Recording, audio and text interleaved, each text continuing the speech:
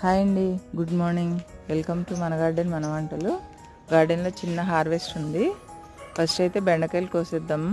బెండకాయ ప్లాంట్స్ ఎవరైనా పెట్టుకుంటే న్యూ గార్డెనర్స్ ఒక 10 to 15 పెట్టుకోండి. అప్పుడే ఒక ఫ్యామిలీకి సరిపడా వస్తాయి అన్నమాట. అన్నీ ఒక్కసారి పెట్టకపోతే మనకి కర్రీకి సరిపడా రావడం లేదు. అలానే మిర్చి ప్లాంట్ అయితే చాలా బాగా వస్తున్నాయండి. దీనికి కాయలు మనకి రోజు ఒక 2 కర్రీస్లోకి సరిపోతున్నాయి అన్నమాట.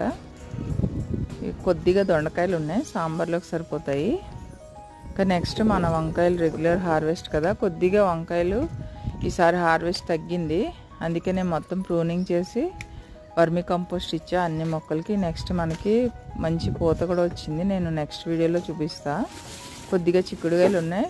అలాగే ఈ గుమ్మడికాయ అయితే ఎవ్రీ మంత్కి ఒక గుమ్మడికాయ మనకి రెడీ అవుతుంది అనమాట. చాలా టేస్ట్గా ఉంటుంది కర్రీ. ఓకేనండి, ఈరోజు వీడియో ఇది నచ్చితే చిన్న లైక్ ఇవ్వండి, షేర్ చేయండి, సబ్స్క్రైబ్ కూడా చేయండి.